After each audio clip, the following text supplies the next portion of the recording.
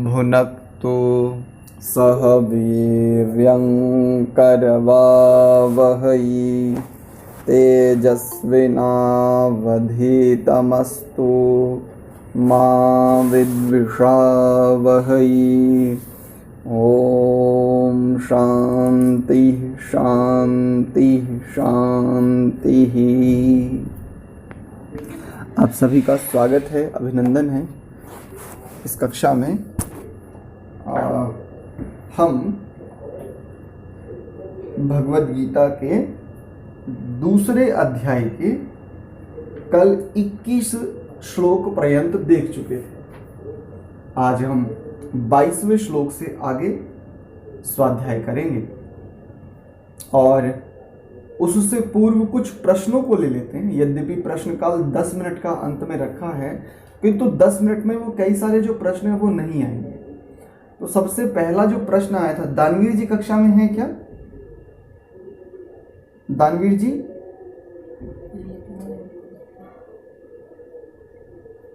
नहीं है। चंद्रकांता माता जी हैं इस कक्षा में, जुड़ गई हैं क्या? अच्छा, ठीक है। तो चंद्रकांता माता जी के कई सारे प्रश्न थे कि आचार्य जी ये जो आत्मा है देहांत आदि के उपरांत इसी की कोई स्थितियां होती हैं या दूसरे किसी की होती है? तो देखिए, एक मंत्र भी आता है आगे, वैसे इसमें आएगा, मैं वहां पर भी बताऊंगा। किंतु आपका जो एक मूल प्रश्न था, असमय में मृत्यु हो जाना, है ना, जिसको कहते हैं कि वो तो असमय चला गया, असमय में उसकी मृत्यु हो गई। तो देखो, जिस आत्मा का जैसा बैंक बैलेंस होता है, 2 प्रकार के बैंक बैलेंस होते हैं दुनिया में, इस संसार में। जी प्रणाम सुमित जी। 2 प्रकार के बैंक बैलेंस होते हैं। एक तो हमारे इस संसार में भी बैंक बैलेंस होता है, एक प्रत्येक आत्मा का बैंक बैलेंस होता है। और वो खाता जानते हो किसके यहाँ खुलता है? परमात्मा के यहाँ। अच्छा, इस खाते की विशेषता ये कि हमें खुलवाना नहीं पड़ता, ये अनादिकाल से है और अनंत काल तक चलने वाला है, कदापि समाप्त नहीं होता। हाँ, एक स्थिति में हम इस खाते से विमुख हो जाते हैं, रिक्त हो जाते हैं, जिसको हम निःश्रेयस कह देते हैं। उस अवस्था में हम इससे रिक्त हो जाते हैं, कुछ दिनों के लिए हम इससे भी पृथक हो जाते हैं, परमात्मा के आनंद से सन्निहित, बस एकदम स्वतंत्र आनंदमय विचरण है। तो ये अच्छा, आपके जो ये प्रश्न थे आत्मा को लेकर के, तो जो आत्मा कर्म का करता है वही भोगता है, उससे दूसरा नहीं। ठीक है, आपके जो सबसे पहला प्रश्न था कि आचार्य जी यही आत्मा होता है या कोई दूसरा आत्मा ना? जब इस आत्मा के ऐसे कर्म थे या ऐसी स्थितियां थी, तो इसी आत्मा का जन्म होगा या इसी आत्मा की स्थितियां होंगी, यही आत्मा दूसरा शरीर धारण करेगा। क्योंकि मृत्यु की जो स्थिति यहाँ पर आई है जिस आत्मा के लिए, मान लीजिए किसी ने देह त्याग किया या कि उसका देह त्याग हुआ है एक्सीडेंटल, कई बार एक्सीडेंट आदि में हो जाती है ना, या रोग आदि के कारण से, तो आत्मा यानी दूसरा शरीर जो मिलेगा वो तो इसी को मिलेगा। दूसरी स्थितियां जो भी प्राप्त होंगी वो इसी को मिलेगी, क्योंकि ये स्थिति इसी के साथ तो घटी है। अब स्थिति इसके साथ घटे और मिले दूसरे आत्मा को, तो इसको ऐसे समझिए, मान लीजिए कहीं पर मैं काम करता हूं, परिश्रम करता हूं। अब परिश्रम तो मैं करता हूं, लेकिन पारिश्रमिक मिले किसी दूसरे को, तो ये मेरे साथ अन्याय नहीं होगा? भाई, कर्म तो मैं कर रहा हूं, परिश्रम तो मैं कर रहा हूं, उसका पारितोषिक या पारिश्रमिक तो मुझे मिलना चाहिए ना। इसको ऐसे समझिए, नौकरी मैं करूं, मेहनत मैं करूं और सैलरी कोई और ले, सैलरी किसी और को दी जाए, मैं करूंगा या मुझे अच्छा लगेगा? पहले मुझे अच्छा नहीं लगेगा और जो ऐसा कर रहा है वो अन्याय कर रहा है, ऐसे। अच्छा, एक और प्रश्न आया था कि ये जो असमय में एक्सीडेंट आदि से ये जो असमय में मृत्यु हो जाती है, तो देखिए, लोक व्यवहार सैद्धांतिक नहीं होता प्रायः। ये लोक व्यवहार है कि वो तो असमय में चला गया। असमय जैसे शांति और अशांति। अशांति क्या है? जहां शांति स्थिर नहीं है वही तो अशांति है। अब समय, जहां पर यदि ये कहें कि भाई कम से कम आयु हम कितनी समझते हैं मनुष्य शरीर की, कम से कम वर्तमान में जो अधिकांश लोग मानते हैं वो कहते हैं भाई 70-80 के आसपास, इतना ठीक है। वो 100 को नहीं काउंट करते, वो कहते हैं बस 70-80। और अब तो एक पीढ़ी ऐसी विकसित हो रही है जो कहती है 50-60 बस इतना बहुत है। बोले 50-60 भी निकल जाए बस बहुत है इतना।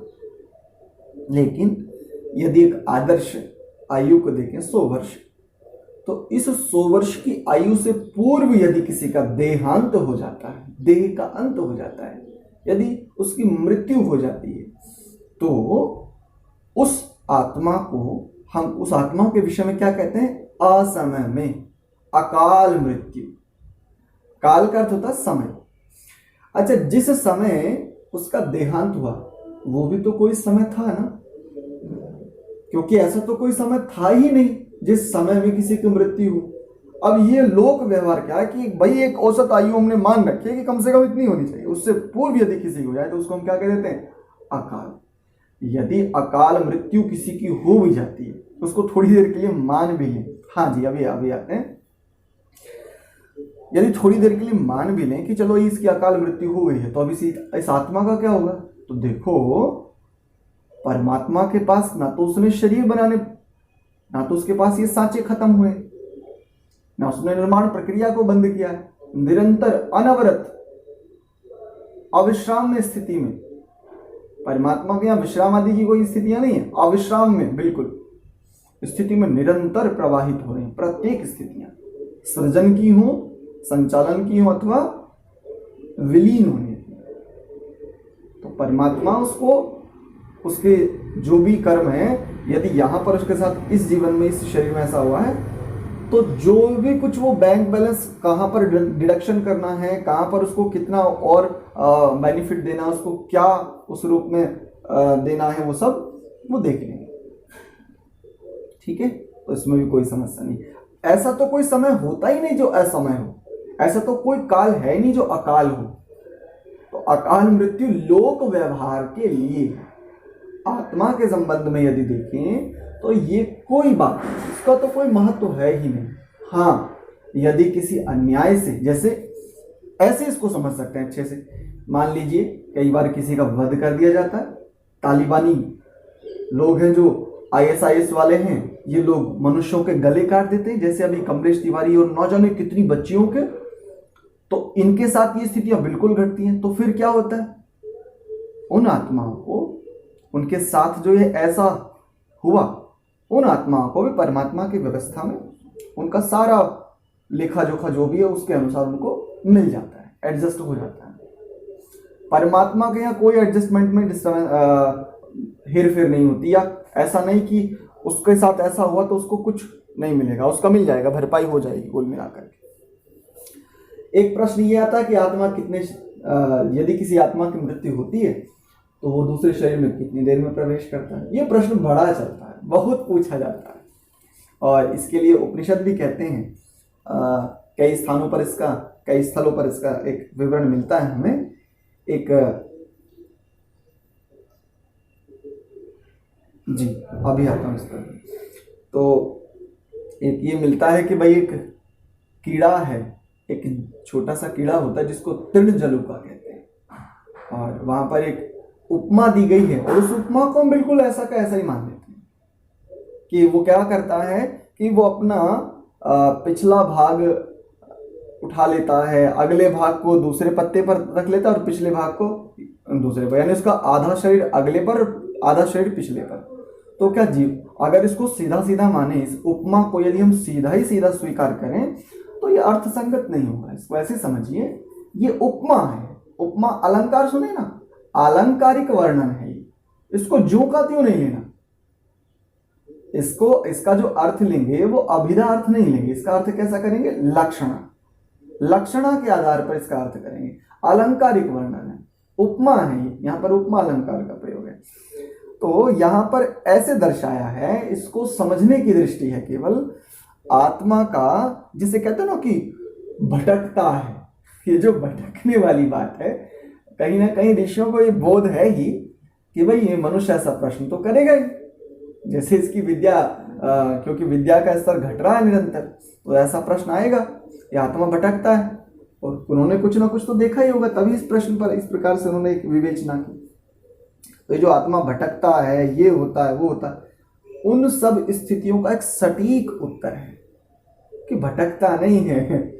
जिस परमात्मा ने इतनी इतनी इतनी बृहद, इतनी बड़ी सृष्टि को इतनी सुंदर व्यवस्था दे रखी है, वो एक आत्मा को भटकने देगा क्या?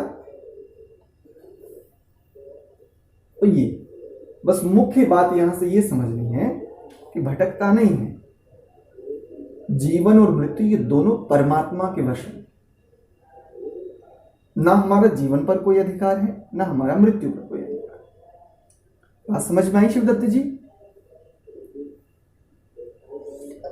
तो ये जैसे भी कोरोना, जैसे बाढ़ आ गई, कोरोना आ गया, तो तुरंत मरते हैं, तो ये क्या असमय नहीं है? कोई, मैंने वही तो कहा, लोक व्यवहार में अकाल मृत्यु, असमय मृत्यु ऐसा कहा जाता है, क्योंकि ये लोक, जैसे कोरोना हुआ, बाढ़ आ गई, तो वैसे अचानक ही चला गया, तो मतलब क्या होता, सबका समय निश्चित होता है? नहीं, निश्चित ऐसा इसको ऐसे मत लीजिए, ऐसे मत लीजिए। समय निश्चित वाली तो उसको ऐसे लीजिए कि जो अपनी पूर्ण आयु भोग करके जाता है, पूर्ण आयु। और ये भी, इसमें भी ये मानने की बात, उनकी आयु भी इतनी थी जो जितने भी लोग ये सब चाहते हैं, नहीं, क्योंकि ज्यादा ऐसा लिखा था, उन्हीं का ही होना था। नहीं, इसको ऐसे पूर्व सुनियोजित मत समझिए, यानी परमात्मा ने लिख रखा था। हम क्या प्रायः मानते हैं इसको, आपने चलो ये एक अच्छा संकेत दिया, हम क्या कहते हैं कि सब कुछ परमात्मा ने लिख रखा है, पहले से लिख रखा है ना। ये सैद्धांतिक पक्ष नहीं है। इसको थोड़ी देर के लिए आप भाव प्राधान्य, यदि भाव प्राधान्य स्थिति के आधार पर देखो तो थोड़ी देर के लिए आप इसमें रह सकते हो, लेकिन सैद्धांतिक दृष्टि से ये ठीक नहीं है कि परमात्मा ने पहले से लिख रखा है सब कुछ। क्योंकि जैसे अभी पिछले दिनों एक न्यूज आई थी, क्या न्यूज थी कि 2 मुसलमानों ने किसी नदी का जो एक मेड़ होता है, जो नदी की दोनों तरफ की धारा वो होती है ना, जिससे नदी बहे ना, टूटे ना, बांध, उस बांध को तोड़ दिया। और पिछले दिनों न्यूज आपने भी पढ़ी होगी किसी ने, कि पूरा का पूरा क्षेत्र, न जाने कितने गांव बह चले। अब ये क्या परमात्मा ने लिख रखा था क्या? नहीं ना, ये तो उन मनुष्यों का कर्म है, ये तो उन दुष्टों का कर्म है। उन दुष्टों ने कुकर्म किया, तब जाकर के इतने लोगों की मृत्यु हुई। ऐसा नहीं। अच्छा, एक को ऐसे ले लो, इतने सारे लोगों को, ये लोग, इनकी भावनाएं आहत हो जाती हैं प्रतिदिन 5-5 समय दूसरे लोगों की भावना आहत करते हैं। तब किसी ने आज तक इनका गला नहीं काटा, लेकिन इनके विषय में या इनकी मान्यताओं को लेकर के कोई एक टिप्पणी कर दे तो ये गला काट देते हैं सीधा। अब इन्होंने जो गला काटा है, तो क्या परमात्मा ने लिख रखा था कि तेरा गला ऐसे कटना है? ना, यदि परमात्मा ने लिख रखा है सब कुछ, यदि परमात्मा ने पहले से सुनियोजित कर रखा है, तो जीव स्वतंत्र तो बचा ही नहीं फिर तो ये तो परमात्मा, क्योंकि परमात्मा ने ही लिख रखा है, ये सब परमात्मा की ही मर्जी है, तो फिर इसका फल जो है वो फिर जीव को क्यों भोगना पड़ता है, आत्मा को क्यों भोगना पड़ता है? फिर परमात्मा ही भोगे। क्योंकि यदि परमात्मा ऐसा ही चाहता है तो फिर इस कर्म का जो फल है वो आत्मा को नहीं मिलना, वो तो परमात्मा को ही मिलना चाहिए। कष्ट, दुख, पीड़ा इत्यादि, ये सब किसको हो? परमात्मा को। ऐसा बिल्कुल भी नहीं।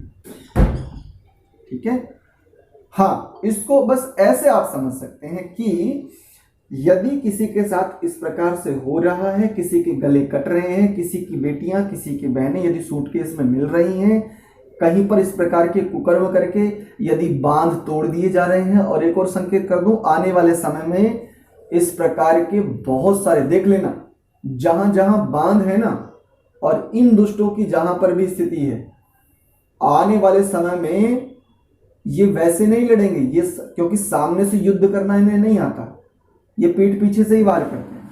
ये हमेशा इन्होंने खंजर पीठ पीछे ही भोंका है, सामने से ये योद्धा नहीं है, ये शूरवीर नहीं होते, ये चुप करके वार करते, भिड़ी होते। तो आने वाले समय में ये जानते हो इन सनातन को मानने वाले, जिनको हम हिंदू भी कह देते हैं, इनको मिटाने के लिए ये लोग क्या करेंगे, ये बांध ही तोड़ेंगे, ये ध्यान रखना।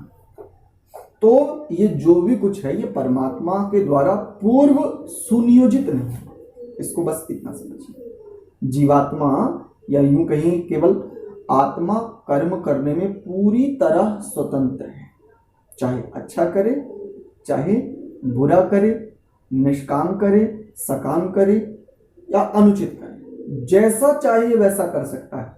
हाँ, परमात्मा की व्यवस्था में फल पाने में परतंत्र है, परमात्मा के अधीन है कि ये जैसा जितना जैसा कर्म करेगा वैसा फल इसको परमात्मा देंगे। चाहे जिससे भी कर्म करेगा, मन के स्तर पर करेगा तो मानसिक, बुद्धि के स्तर पर तो बुद्धि के आधार पर, और शरीर के स्तर पर करेगा तो शरीर के आधार पर, वाणी के स्तर पर कर्म करेगा तो, यानी जो जैसा जितना कर्म करता है उसको वैसा फल, ये परमात्मा के अधीन है। जीवात्मा जैसा कर्म करता है उसका वैसा फल ये स्वयं नहीं ले सकता। ठीक है माता जी?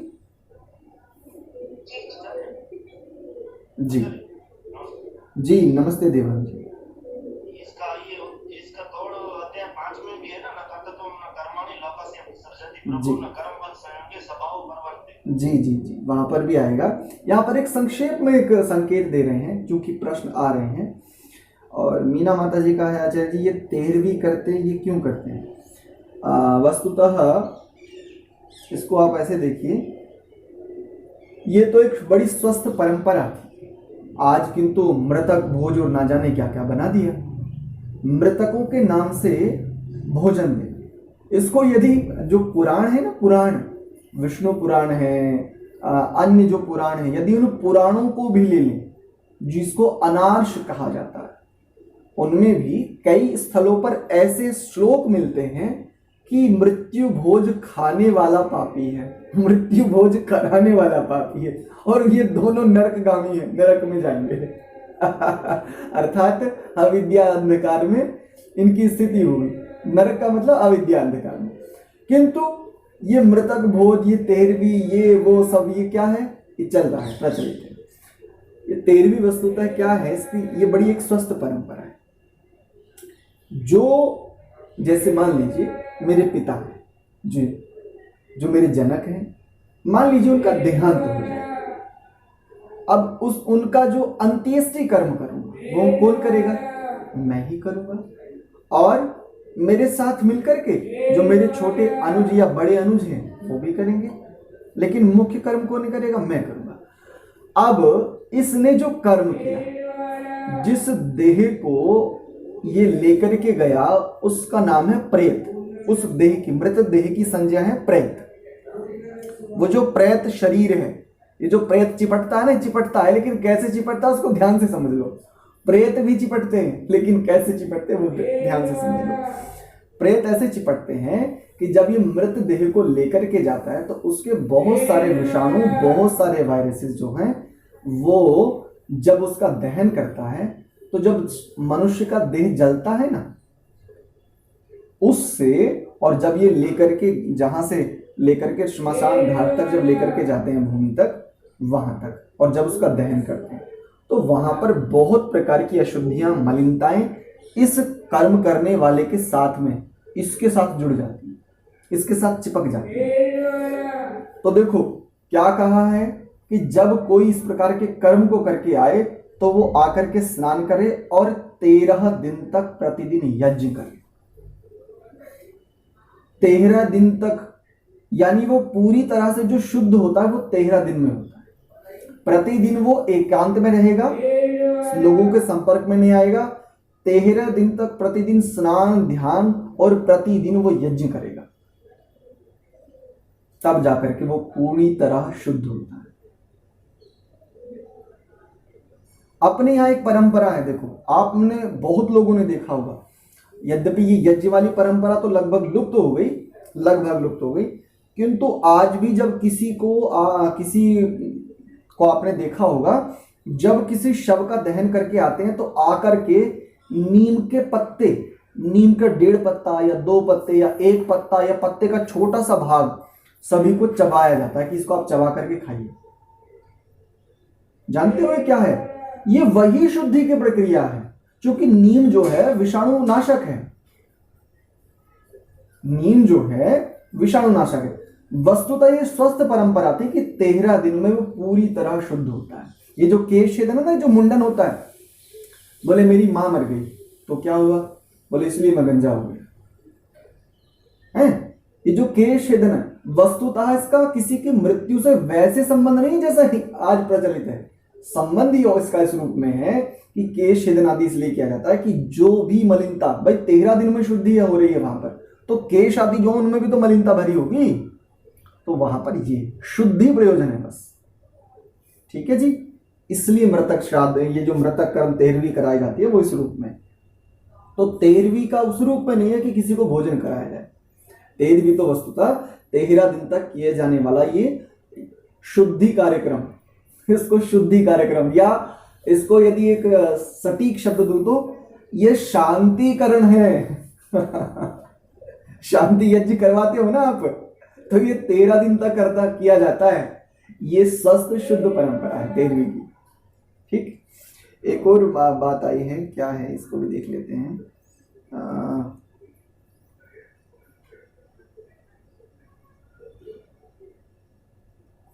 बस यहाँ तो इतना ही प्रश्न है। ठीक है जी। एक प्रश्न आया था दानवीर जी का। दानवीर जी कक्षा में जुड़ गए हैं क्या? नहीं है? चलिए कोई बात नहीं। दानवीर जी का वैसे प्रश्न था कि उनको थोड़ा सा संशय हुआ और उन्होंने हमारी किसी एक बात को अन्य लिया। उन्होंने जो मूल प्रश्न लिख करके यहाँ पर व्हाट्सएप इसमें भेजा था, उनका प्रश्न ये था, आत्मा और परमात्मा, साकार और निराकार, इसको लेकर के मैंने इस पर एक टिप्पणी की थी कि आत्मा और परमात्मा को दोनों को एक साथ मत जोड़िए। सबसे पहले इसको लेकर के मुख्य बात मैंने इसको लेकर के कही थी कि आत्मा और परमात्मा इन दोनों को एक श्रेणी में मत रखिए। ठीक है, इसको लेकर के मैंने मुख्य वहां पर बात कही थी। उनका एक प्रश्न ये आया था कि आचार्य जी, यदि परमात्मा की उपासना करनी चाहें तो उसके विषय में पहले तो ज्ञान तो चाहिए।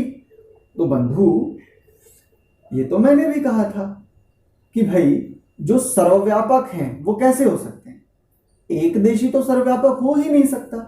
तो ज्ञान के लिए तो मैंने नहीं कहा, मैंने किस बात के लिए कहा था, और मैंने वहां पर फंसाने वाला शब्द नहीं कहा कि फंसाते हैं विद्वान लोग। मैंने ये कहा था कि ये उलझन है, और जीवन उलझन का नाम नहीं है। जीवन उलझने जहां पर सुलझती हो, वास्तव में जीवन इसका नाम है। तो मैंने ये नहीं कहा था कि विद्वान लोग फंसाते हैं, मैंने ये कहा था कि विद्वान उस विषय को, उस विद्या में कुछ स्थिति रखते हैं, लेकिन सामान्य जन तो इसमें उलझ जाते हैं। जो आत्मा, साकार और निराकार, आत्मा को लेकर के मुख्य बात थी, परमात्मा को लेकर के नहीं। परमात्मा के विषय में तो यदि उपासना करना चाहेंगे तो उसके विषय में, किसी भी स्थिति में यदि हम गति चाहते हैं तो उसके विषय में ठीक ठीक जानकारी तो हमें चाहिए ही होती है, इसमें तो कोई संदेह है ही नहीं। और उसके लिए हमारे पास सबसे पहला जो आधार है वो शब्द प्रमाण ही है। शब्द प्रमाण के आधार पर ही हम आगे गति कर पाते हैं। यदि एक बालक को यदि ना सिखाया जाए कि 1 + 1 = 2 या 2 + 2 = 4 या 2 पंजे 10 होते हैं, यदि ये ना सिखाए, ये शब्द प्रमाण ना दिया जाए, तो क्या उसकी गति हो सकती है? नहीं हो सकती। ये तेरे चाचा हैं, ये तेरे ताऊ हैं, ये तेरे माता हैं, पिता हैं इत्यादि, ये शब्द प्रमाण ही तो है उसके लिए। ये उसके लिए शब्द प्रमाण ही तो, आगम प्रमाण ही तो है। इसके बिना तो गति होती ही नहीं। तो ज्ञान तो आवश्यक है, मैंने इसके लिए कदापि निषेध नहीं किया। मैंने इस बात को लेकर के कहा था, क्योंकि उन्होंने आत्मा और परमात्मा दोनों को एक साथ जोड़ दिया था, इसको लेकर के मैंने कहा था कि परमात्मा को पृथक रखिए और आत्मा को पृथक। हाँ, आत्मा को लेकर के जो 2 प्रकार के वर्ग चलते हैं, एक आत्मा को निराकार कहता है और एक आत्मा को साकार कहता है। इस पर मैंने कहा कि आत्मा के विषय में एक श्वेताश्वतर उपनिषद का मैंने प्रमाण भी दिया था, पढ़ करके उसको सुनाया भी था, व्याख्या भी थोड़ी सी की थी, और यह भी स्पष्ट किया था कि आत्मा अत्यंत सूक्ष्म है, एक देशी है। अब अत्यंत सूक्ष्म और एकदेशीय है, इसको लेकर के एक बहुत बड़ा वर्ग है जो ये कहता है कि आत्मा कैसी है, साकार है, साकार। और इस आकार शब्द को वैशेषिक दर्शन क्या कहता है, उसको अब आप सुन लीजिए कि आकार शब्द वास्तव में साकार कहां घटित हो सकता है। यदि आत्मा को साकार माने एक वर्ग के द्वारा, एक ही वर्ग है केवल ये, और उसके साथ जुड़े हुए कुछ और लोग हैं, क्योंकि एक बात कही जाती है, चोर चोर मुसेरे भाई ये लोक में प्रचलित कहावत है। तो एक वर्ग ही है जो आत्मा को साकार कहता है, लेकिन वैशेषिक दर्शन इस विषय में क्या कहता है, आइए इसको जान लेते हैं। जी रखिए। ओम, आप सभी को नमस्ते। कल एक प्रश्न आया था और यह कई स्थानों पे ये प्रश्न आता रहता है आत्मा के विषय में। तो इस प्रश्न का वैसे मूल आधार क्या है ये तो यह प्रश्न करने वाले ही जाने, लेकिन फिर भी जितना हम समझ पाते हैं उसके आधार पे ये निकल के आता है कि सत्यार्थ प्रकाश में कहीं पर स्वामी जी आत्मा और परमात्मा के विषय में चर्चा करते हुए यह बता रहे हैं कि ईश्वर में जो गुण हैं उन गुणों वाला तो अकेला ईश्वर ही है। और इसी आधार पर वो कहते हैं कि यदि ईश्वर, स्वामी जी नहीं कहते, जो स्वामी जी की बात को एज इट इज़ लेकर के चलते हैं, उसमें अन्य शास्त्रों के प्रमाण या ऊहापोह की आवश्यकता नहीं अनुभव करते, वो कहते हैं कि क्योंकि वहाँ पे स्वामी जी ने ऐसा कहा है कि ईश्वर जैसे गुणों वाला तो अकेला ईश्वर ही है, यदि ईश्वर जैसे गुण अन्य किसी में प्राप्त होंगे तो दो ईश्वर होने का दोष आएगा, ऐसा वो कहते हैं। तो इसी बात के आधार पर वह कहते हैं कि यदि ईश्वर निराकार है तो ईश्वर के समान दूसरा कोई निराकार नहीं होना चाहिए। ऐसा कह करके फिर वो आत्मा को ईश्वर से भिन्न, ईश्वर से अलग अर्थात साकार सिद्ध करने का प्रयास करते हैं। चलिए, तो ये उनकी प्रतिज्ञा है कि आत्मा साकार है। अब पहले तो इस पे ये प्रश्न उठता है कि आचार्य जी, जी उमेश जी, परमात्मा और आत्मा अनादि है, तो परमात्मा और आत्मा एक साथ ही उत्पन्न, एक साथ ही सृष्टि में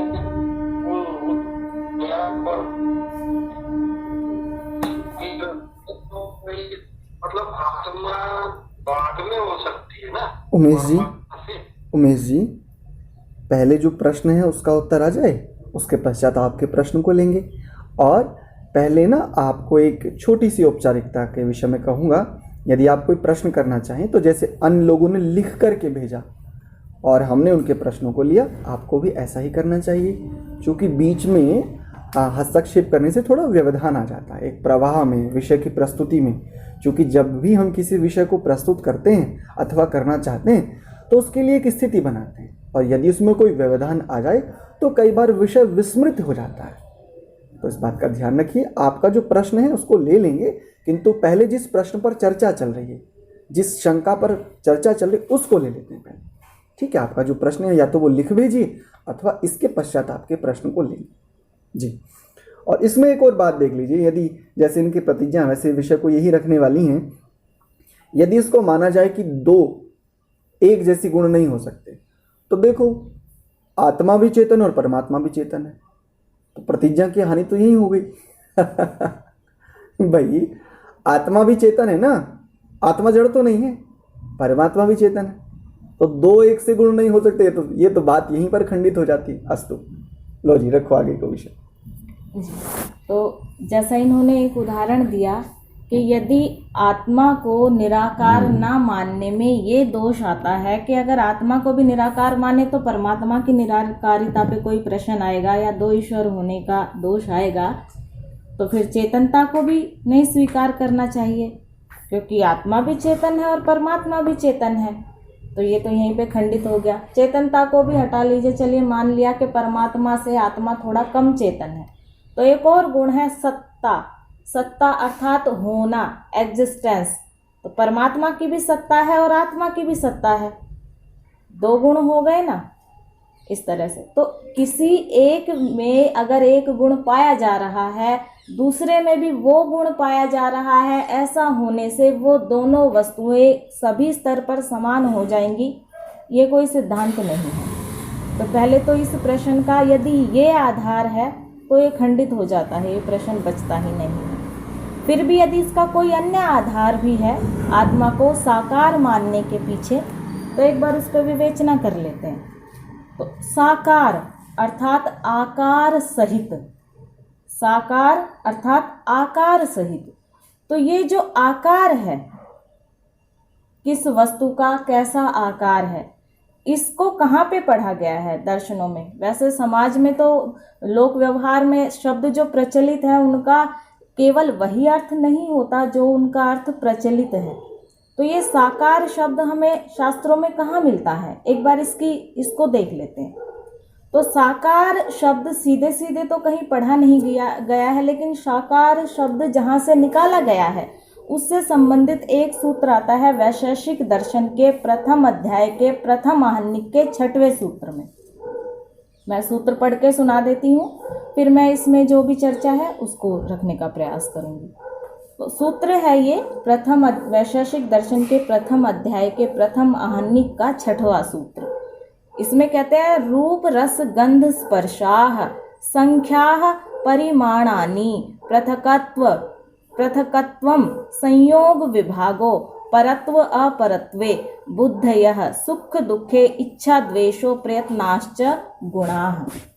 कि ये गुण हैं, इनमें इन्होंने 25 तत्व गिनवाए हैं कि ये 25 गुण हैं।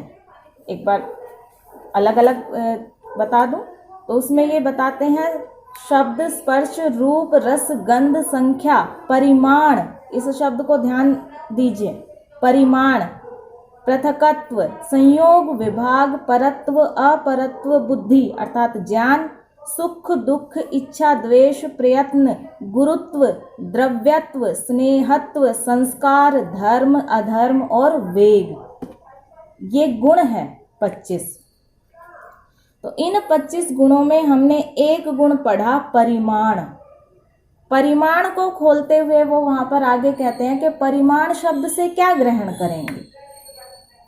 तो परिमाण शब्द को खोलते हुए वो कहते हैं कि ये आकार आदि और विभिन्न प्रकार का जो किसी भी वस्तु का मान है उसको कहेंगे परिमाण। तो यहाँ से वो लेते हैं कि यानी आकार शब्द यहाँ से निकल करके आ रहा है परिमाण की स्थितियों से। तो अब ये जो 25 गुण हैं, इन गुणों के भी विभाग किए हैं आगे कि इनमें से कौन सा गुण किस किस में आता है और कौन सा गुण किस किस प्रकार से ग्रहण होता है। तो 2 प्रकार के गुण 3 प्रकार के मिलते हैं वस्तुतः। तो उन तीनों में से कुछ गुण इनमें से मूर्त वस्तुओं के हैं। मूर्त अर्थात जो मूर्त रूप है, जो जड़ है, और कुछ गुण इनमें से अमूर्तों के हैं अर्थात जो जड़ नहीं है, जो चेतन है। और कुछ गुण ऐसे हैं जो दोनों में प्राप्त होते हैं, जड़ में भी प्राप्त होते हैं और चेतनों में भी प्राप्त होते हैं। स्थूल और सूक्ष्म, इसके लिए ठीक रहेगा शब्द जी। अभी उस पर चर्चा करेंगे तो फिर और अच्छे से स्पष्टता आएगी। तो जैसे मूर्त जो है उनके गुण क्या क्या है, तो उसको मूर्तों के गुणों में पढ़ा इन्होंने रूप रस गंध स्पर्श परत्व अपरत्व गुरुत्व द्रव्यत्व स्नेहत्व और वेग, ये गुण मूर्तों में पाए जाते हैं।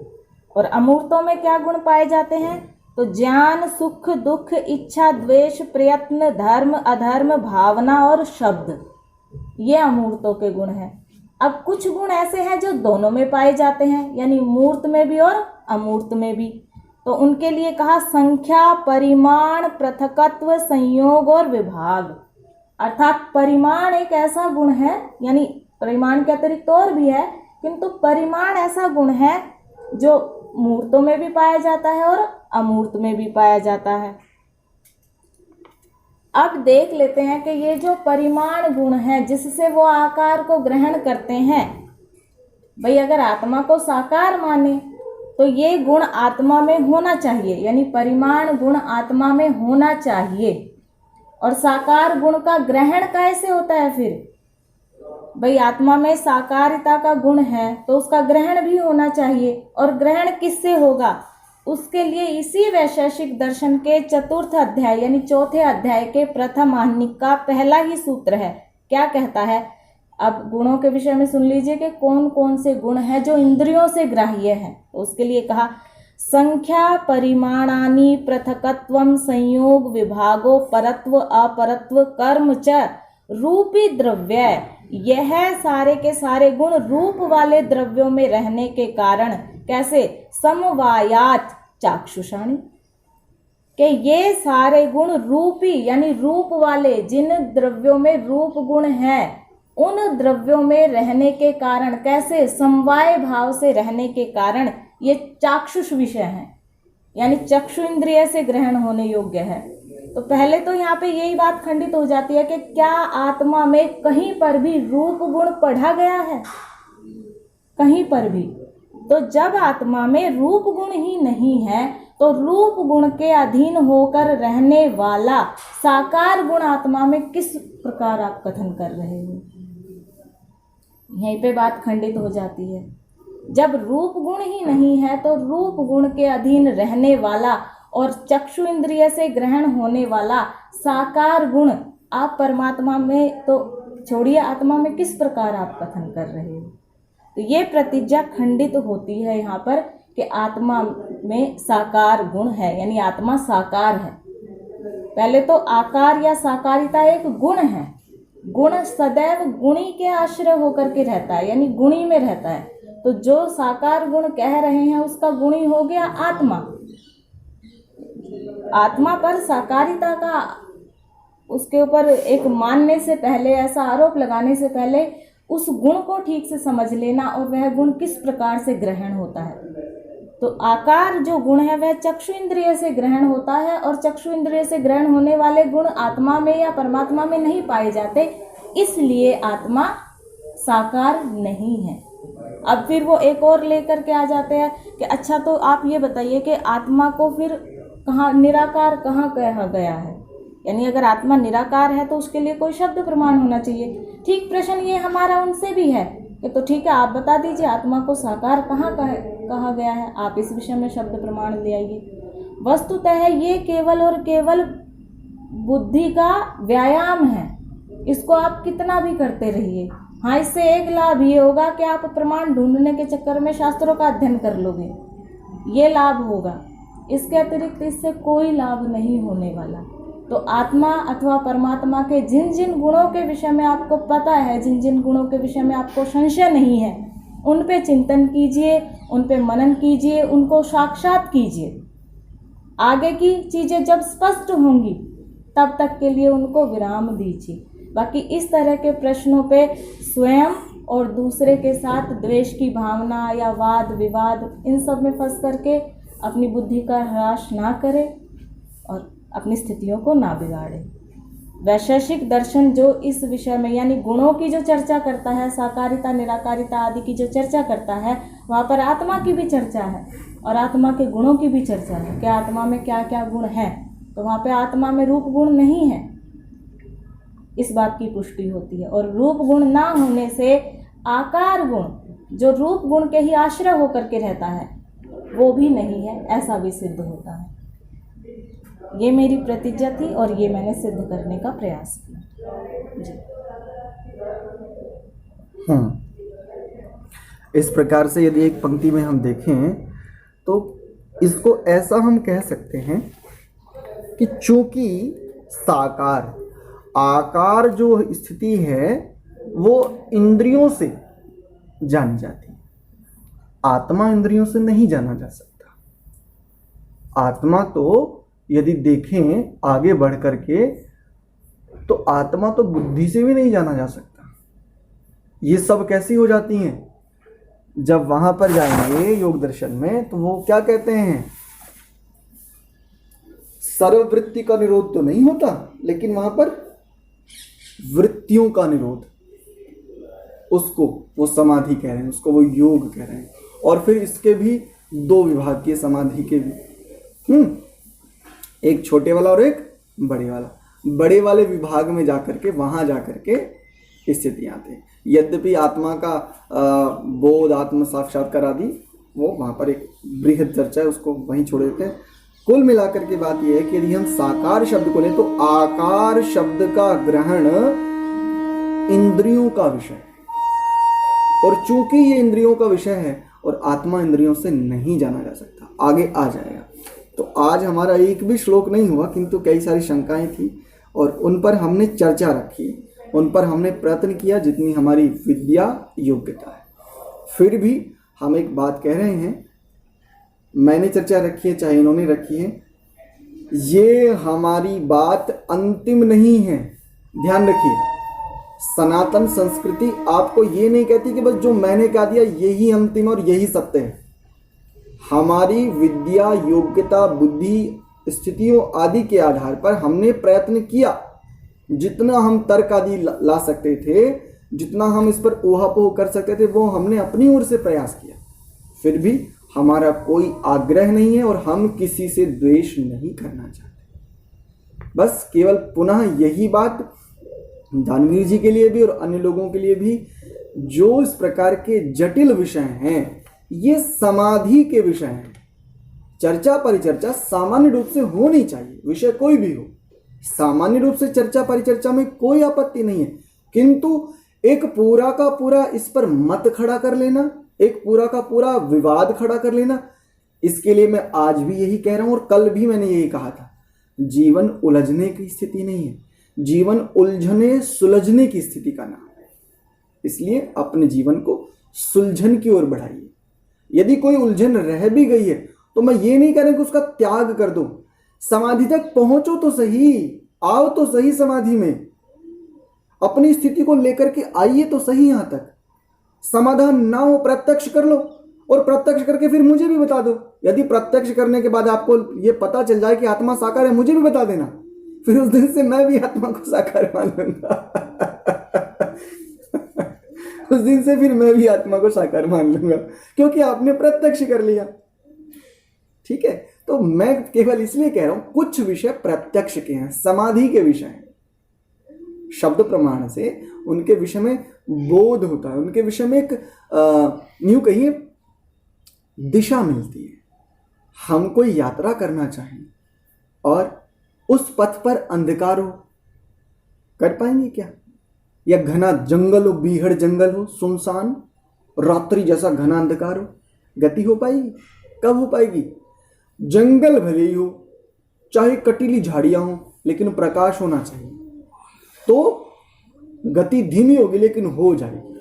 तो शब्द प्रमाण किसी जटिल से जटिल विषय में, ये जो शब्द प्रमाण या थोड़ा सा सामान्य ज्ञान उसी प्रकार का काम करता है। वो प्रकाश है, उस मंद प्रकाश में आपकी गति हो जाती है, और जब आप गति करते हैं तो निश्चित लक्ष्य तक पहुंच भी जाते हैं। तो आत्मा, परमात्मा या इस प्रकार के जो जटिल विषय हैं, उनको लेकर के जो सामान्य शब्द प्रमाण आदि या जो ऊहापोह मिल रहा है, सामान्य जो ज्ञान मिल रहा है, उसको अपना आलंबन बनाइए, उसको अपना आधार बनाइए, उलझिए मत उसमें। ठीक है, बस इतना। चलिए एक आध श्लोक को देख लेते हैं। किसी और का कोई प्रश्न तो नहीं है? आगे चला जाए। कोई बीच में शायद अनम्यूट कर रहे थे, मैं उनका नाम उमेश जी करके।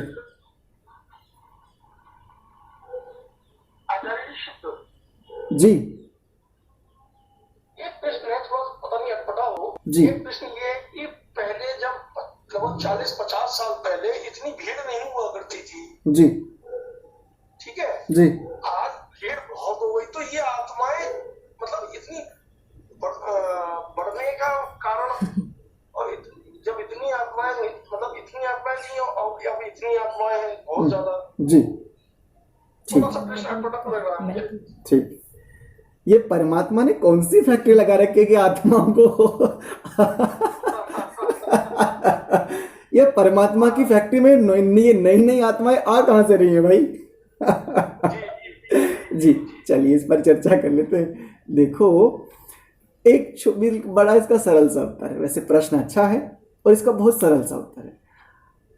आप कितने लोगों को जानते हैं, कितने जीवों को जानते हैं? यदि हम केवल भूमि के भीतर रहने वाले जीवों की बात करें ना, केवल भूमि के भीतर रहने वाले, अपनी पृथ्वी की बात कर रहा हूं, केवल अपने जो प्लेनेट है हमारा, ये जो अर्थ नाम का प्लेनेट है, केवल इसकी बात कर रहा हूं, अन्य ग्रहों की बात नहीं कर रहा, केवल अपने प्लेनेट के, और जहां पर आप रहते हैं उस भूमि के केवल 1 square feet, only 1 square feet area को बहुत सूक्ष्मता से अवलोकन कीजिए मिट्टी को लेकर के कि उस मिट्टी में कितने सूक्ष्म जीव हैं, केवल 1 स्क्वायर फीट। और यदि समूची भूमि की बात करूं, कितने जीव हैं, कितने, मैं केवल अपनी पृथ्वी की बात कर रहा हूं, आप गणना नहीं कर पाएंगे। तो न जायते म्रियते वा कदाचित, आगे आएगा कि ना ये जन्मता है और ना ये मरता है। नहीं, ये तो हम पीछे देख चुके, न जायते म्रियते वा कदाचित, नायम भूत्वा भविता वा न भूयः, अजो नित्यः शाश्वतोऽयं पुराणो न हन्यते हन्यमाने शरीरे। तो ये देही, आगे एक श्लोक में आएगा एक शब्द देही, नवानि देही, ऐसा है, देहधारी है। अब ये किस किस प्रकार का देहधारी है? तो संसार में जितनी भी प्रकार की देह हैं, जितने भी प्रकार के शरीर हैं, उतना ही प्रकार का ये देहधारी है। तो आत्मा ना जन्म लेता है और ना मरता है। ये जो भीड़ बढ़ रही है, इस भीड़ को लेकर के आप चिंतित मत होइए। 18 अक्षौहिणी सेना तो मारी गई थी महाभारत के युद्ध में, विचार करके देखिए, आज तो कुछ भी नहीं है। उस समय 18 अक्षौहिणी सेना तो मारी गई थी, उसका इतनी सेना का तो वध हुआ था। ठीक है, तो इसको लेकर के ज्यादा चिंता मत कीजिए कि परमात्मा ने कौन सी फैक्ट्री में ये मैन्युफैक्चरिंग हो रही है आत्माओं की, क्योंकि आत्मा को यदि मैन्युफैक्चर्ड मानेंगे तो फिर कहीं ना कहीं इसको डिस्ट्रॉय भी करना पड़ेगा, क्योंकि जो जन्मा है वो मृत्यु को प्राप्त।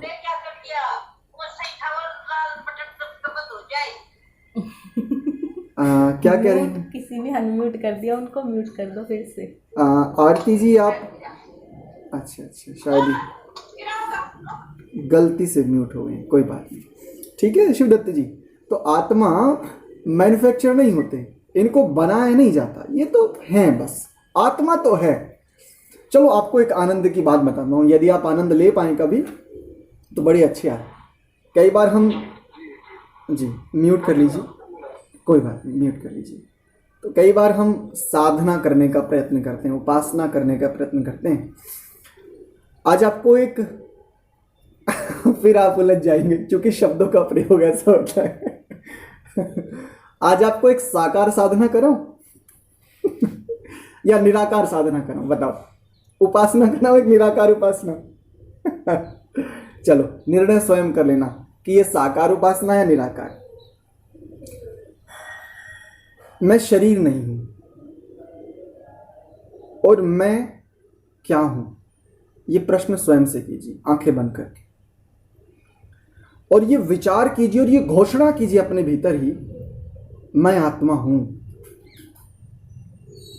और मैं तो सदा से हूं और सदा से ही हूं, बस मैं कुछ नहीं हूं, केवल एक आत्मा, नित्य, शुद्ध, शाश्वत, सनातन। अर्थात मैं राजन, मैं पति पत्नी पुत्र माता पिता ये वो नौकर बॉस कुछ नहीं हूं ना, मैं तो मूल तो केवल एक आत्मा और मैं तो हूं। और इसको लेकर के तनिक आनंद लेने का यत्न कीजिए।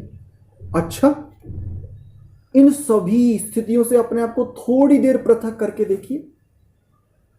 जिसको मुक्ति कहते हो, जिसको आप मोक्ष कहते हो, उसके लिए मैं प्रायः एक शब्द कहा करता हूं, संपूर्ण रिक्तता। तो देखो, मोक्ष की बात तो बहुत बड़ा उच्च स्थितियां हैं, बड़ी उच्च अवस्था है, किंतु मोक्ष के विषय में क्या हो सकता है वो देखो। अपने आप को सबसे पृथक करके बस कुछ देर इस विचार में निमग्न हो जाइए। सारी वृत्तियां, सारे संस्कार, सारे क्लेश, सब कुछ, मैं तो बस केवल आत्मा, केवल आत्मा, मैं तो बस हूं।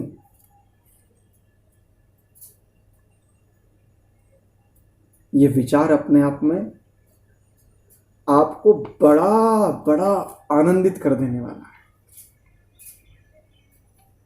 मैं छात्र हूं, मैं अध्यापक हूं, मैं ज्ञानी हूं, मैं अज्ञानी हूं, मैं अविद्या से ग्रस्त हूं, मैं विद्यावान हूं। इन समस्त व्यवहारों से पृथक मैं बस आत्मा हूं और मैं तो हूं। इसको भगवान कृष्ण की भाषा में कहता हूं, पार्थ, आत्मा तो बस है। ये कल भी था, ये आज भी है और ये सदैव रहने वाला है। तुम तो बस हो पार्थ, मैं तो बस हूं। ठीक है। जो कहते हैं ना हमें शांति नहीं मिलती, स्ट्रेस है, ये है, वो है। मनुष्य जीवन में अध्यात्म के बिना शांति की कल्पना भी नहीं की जा सकती, क्योंकि जब तक जीवन और मृत्यु ये दो बड़े विकट प्रश्न हैं और इनके साथ साथ जब तक ये बोध ना हो कि तुम शरीर नहीं हो, तुम शरीरी हो। शरीर के धारण करने वाले को शरीरी कहा जाता है। जैसे कुंती का पुत्र कौन्तेय, पृथा का पुत्र पार्थ, ऐसे ही शरीर का जो धारण करता है उसको कहा जाता है शरीरी। ठीक है, या देहधारी या देही, ऐसा। तो जब तक इन प्रश्नों का उत्तर तो छोड़ दीजिए, प्रायः लोग उत्तर पर समाधान की ओर भागते हैं। मैं तो इस ओर बिल्कुल नहीं जाता, मैं तो सदैव प्रश्न को लेता हूं। मैं कहता हूं यदि प्रश्न समझ में आ गया, यदि प्रश्न है तो समाधान तो फिर आ ही जाना है, स्वाभाविक है। जो कि स्वस्थ प्रश्न बहुत सुंदर समाधान अपने आप में ही समाहित किए हुए होता है, क्योंकि प्रश्न वस्तुतः उसका उत्तर उसी प्रश्न में ही निहित है, कुछ पृथक है ही नहीं। बस उस प्रश्न में से उस उत्तर को खोजना, यही तो है, यही तो है केवल आचार्यत्व, अध्यापकत्व, यही तो है पढ़ाने वाला। बस ये दृष्टि उसको भी देने वाला, ये वाला चश्मा जिस अध्यापक, जिस आचार्य, जिस गुरु, जिस ज्येष्ठ के पास, ज्येष्ठ यानी बड़ा, जैसे मान लीजिए हम दोनों छात्र हैं, हम सभी छात्र हैं, स्वाध्याय कर रहे हैं, तो मुझे आप क्या कहेंगे कि मैं ज्येष्ठ हूं आप में से, कुछ लोगों से, कुछ से अनुज भी हो सकता हूं, कनिष्ठ भी हो सकता हूं। तो मेरे वाला जो चश्मा अध्यापक क्या करता है, अपने वाला जो चश्मा है वो अपने छात्र को दे देता है। बस ये चश्मा ही लेता है छात्र, और कुछ नहीं। संसार में जो कहते हैं ना, ओहो उस गुरु से हमने ज्ञान लिया, विद्या ली, अरे ना भाई, वस्तुतः देखें तो केवल चश्मा लिया है कि भाई ले इस चश्मे से देख ले, ये चश्मा है और चश्मे को लगा ले, अब तू देखता चला जा। अब आप मुझसे पूछे मैं क्यों कह रहा हूं, तो इसके लिए प्रमाण दे देता हूं। यदि आप मुझसे पूछें कि जी आपको ये श्रीमद् भगवद गीता किसने पढ़ाई थी, परमात्मा साक्षी है इस जीवन में, पूरे जीवनों की मैं बात नहीं कर रहा हूं, इस जीवन में गीता का मुझे किसी ने एक अध्याय तो छोड़ दीजिए 10 श्लोक नहीं पढ़ाए। किसी गीता के किसी श्लोक के किसी अंश को लेकर के तो कुछ चर्चाएं मैंने सुनी है विद्वानों से, प्राय करते हैं ये लोग, किंतु एक श्लोक पूरा का पूरा मुझे आज तक किसी ने नहीं पढ़ाया। आचार्य प्रद्युम्न जी हैं, व्याकरण के बड़े ऊंचे पंडित हैं, बड़े आदरणीय हैं। वो एक बार, चूंकि गीता उनका बहुत प्रिय विषय है और बड़े सरल व्यक्ति, बड़े ऋजु व्यक्ति हैं, सैद्धांतिक अच्छी स्थिति है उनकी, लेकिन बड़े सरल हैं, बहुत सरल हैं। सिद्धांतों के प्रति निष्ठा है लेकिन कट्टरता नहीं है बहुत अधिक, जिसको हम कट्टरता कहते हैं। वो बिल्कुल एकदम ठीक है, तू ये कर रहा है ठीक है, तू भी ठीक है, तू ये कर रहा है तू भी ठीक है, उस रूप में, यानी वो बिल्कुल एक अलग स्थिति में रहने वाले। तो आचार्य प्रद्युम्न जी ने एक बार गीता स्वाध्याय आरंभ किया था, विदेशों से कुछ लोग आए हुए थे, अपने देश से भी, तो वहां पर उन्होंने एक बार गीता को पढ़ाना शुरू किया। मैंने कुछ श्लोक, क्योंकि वो व्याकरण से पढ़ाते थे, वो श्लोकों का अर्थ और उसमें छिपे हुए रहस्य, तथ्य, सिद्धांत उस पर मुख्य नहीं जाते थे। वो केवल श्लोकों को, श्लोक में व्याकरण का कौन सा कार्य हो रहा है, इसको लेकर के वो पढ़ाते थे। तो मैंने कुछ श्लोक इन आचार्य जी से तो पढ़े व्याकरण की दृष्टि से। इसके अतिरिक्त मुझे आज तक किसी ने गीता नहीं पढ़ाई। तो ये क्या है, मैंने अपने गुरुओं से, आचार्यों से, जिसने भी मुझे, और मैं गुरु और आचार्यों की क्यों कहूँ, मेरे जो अनुज है, मेरे जो ज्येष्ठ हैं, हमारी कक्षा में एक बच्चा जुड़ा हुआ है मनीन्द्र, ये मेरे छोटे भाई हैं। सबसे पहले यदि मुझे विद्या का चश्मा दिया तो इन्होंने ही दिया। ये मुझसे आयु में छोटे हैं, लेकिन इस विद्या का चश्मा देने वाले मुझे ये मनीन्द्र ही हैं। तो मैंने चश्मा लिया इन लोगों से और बस उस चश्मे को पहन लिया। अब मुझे आवश्यकता नहीं होती कि मनीन्द्र तुम मुझे श्लोक को बता दो, या आचार्य जी मुझे श्लोक का अर्थ नहीं आ रहा। हाँ, कहीं पर यदि मैं फंसता हूं तो सहयोग ले लेता हूं कि आचार्य जी मेरा चश्मा थोड़ा धुंधला हो गया है, तनिक अपने चश्मे से देख करके बताइए तो थोड़ा मुझे साफ साफ दिखे, बस इतना। तो आचार्य केवल चश्मा प्रदान करता है, वो विद्या देता है, हम ऋणी हो गए, ऋषि का ऋणी है, ये है वो है, लोक व्यवहार है, बस ये सब मोह माया है। एक पंक्ति में कहूं तो ये सारी मोह माया, कुछ नहीं, बस चश्मा लिया है आपने। और जो भी कुछ आप लौटाना चाहते हो, जिसके प्रति आप कृतज्ञ हो, ये चश्मे के प्रति। कोई कहते ना हमें विद्या दी, हमें ज्ञान दिया, हमारे तो आत्मा में प्रकाश कर दिया। भाई सब कुछ तेरे पास है, सब कुछ, और देने वाला वास्तव में परमात्मा है। कोई कितना कुछ भी दे ले, परमात्मा की कृपा ना हो तो तुम मुझे मिल पाते क्या जिनके साथ मैं अभी जुड़ा हूं, या मैं आपको मिल पाता क्या? संसार में अभी देखो कितने अरब लोग रहते हैं, कितने लोग मुझे जानते हैं। मैं को बहुत महान भी नहीं हूं, लेकिन मैं बहुत शून्य भी नहीं, निकृष्ट भी नहीं, और यदि मूल कहूं तो मैं कुछ भी नहीं, बस आत्मा हूं। और मेरे लिए ये मजा होता है। ठीक है, तो चलो आज कोई एक भी श्लोक नहीं हुआ, कोई बात नहीं, लेकिन आज की चर्चा है अच्छी रही। कुल मिलाकर के सारी बातों को शंका समाधान ये आवश्यक है। जिज्ञासुओं का सदैव स्वागत किया जाता है। मैं भी प्रयास करता हूँ अपनी ओर से जिज्ञासुओं का, प्रश्नकर्ता का, क्योंकि जो जिज्ञासु है, जो प्रश्न करता है, वो हमारे चश्मे को, उसकी दृष्टि को और बढ़ाते हैं कि हम कितना दूर तक देख सकते हैं। लेंस की एक सीमा होती है, जो हम भौतिक चश्मे होते हैं हमारे, इसकी एक सीमा होती है कि यहाँ तक देख सकता है। हमारी जो आंखों का रेटिना है, इसके साथ जो स्थितियाँ हैं, इसकी भी एक सीमा है कि ये लगभग 700 मीटर तक थोड़ा थोड़ा देख लेता है। 1 किलोमीटर तक भी इसको कुछ कुछ दिख जाता है, और यदि दूर से पहाड़ आदि को देखे तो कुछ किलोमीटर तक भी ये देख लेता है। रात्रि में अंधकार और चमकती हुई को वस्तु तो कुछ 100 किलोमीटर तक भी देख लेता है इन्हीं आंखों से। किंतु जो विद्या रूपी, ज्ञान रूपी जो चक्षु होते हैं, जो चश्मे होते हैं, इनकी गति बहुत बहुत सुदीर्घ होती है, दीर्घ नहीं सुदीर्घ हो सकती है। तो जो प्रश्नकर्ता होते हैं, जो जिज्ञासु होते हैं, ये हम जैसे लोगों की, जो हमने चश्मा ओढ़ रखा है, पहन रखा है, उस चश्मे को और सुदृष्टि प्रदान करते हैं, दूर तक देखने का सामर्थ्य जो है उसको विकसित करने में सहयोग करते हैं। इसलिए सनातन संस्कृति प्रश्नकर्ताओं का, जिज्ञासुओं का, शंकाओं का समाधान पाने वालों का सदैव स्वागत करती आई है, सदैव अभिनंदन करती आई है। तो आपके किसी प्रश्न को मैं इसलिए अस्वीकार नहीं करता, क्योंकि मुझे आचार्य प्रद्युम्न जी एक बात कहते थे कि जो किसी को अपमानित करने या किसी को नीचा दिखाने की दृष्टि से प्रश्न करता है, वो तो अच्छा व्यक्ति नहीं, वो तो त्याज्य है, उसको तो त्याग देना चाहिए। जो अनावश्यक प्रशंसा करना चाहता है, उसको भी छोड़ देना चाहिए। किंतु जो जिज्ञास्य भाव से, जो बड़े विनम्र भाव से यदि प्रश्न लेकर के आता है, तो उस पर अपना सर्वस्व न्यौछावर कर दो।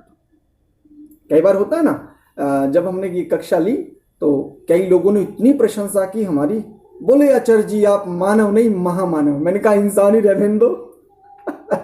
मुझे इंसान ही रहने दो, क्योंकि जिसको भी हमने महामानव पूज्य बनाया ना, भगवान बनाया, उसकी जितनी दुर्गति उसकी हुई है ना, दूसरे किसी की नहीं हुई।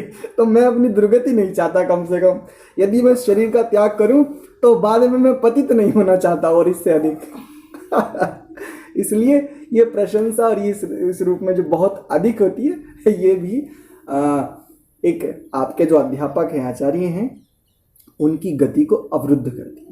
हम और दीक्षा चर्चा कर रहे थे तो इन्होंने एक बड़ी सुंदर ये बात कही कि देखो ये जो बहुत अति प्रशंसा करते हैं ना लोग, बहुत अधिक बोले, ओ आचार्य जी आप तो दिव्य पुरुष हैं, आप पुरुष नहीं महापुरुष हैं, तो ये भी उस आचार्य या उस गुरु या उस अध्यापक या उस बड़े या छोटे जो जिसको वो अपने से ऊंचा देख रहे हैं, ये इस प्रकार का बहुत अधिक अति प्रशंसा उसकी गति को बाधित करने वाला है। तो इनसे भी हमें बचना चाहिए, इनको भी हमें सहन करना चाहिए, और मैं भी सहन करने का प्रयत्न ही कर रहा हूँ। इसलिए आप कह सकते हो कि समत्व योग उच्यते, कि हाँ मेरे भीतर भी थोड़ी थोड़ी समता तो है, मैं आपको सहन कर रहा हूँ। आप अच्छा एक और बात, केवल मैं आपको नहीं कर रहा हूँ, देखो आप मुझे कितना झेल रहे हो, तो ये इतने अंशों में आप भी समत्व की स्थिति में हो। आचार्य जी आचार्य जी, हम आपको खेल नहीं रहे हैं, आपसे बात प्रश्न ले रहे हैं। चलिए, चश्मा ले रहे हो, ले लो कोई बात नहीं। आपने अभी जो उपमा की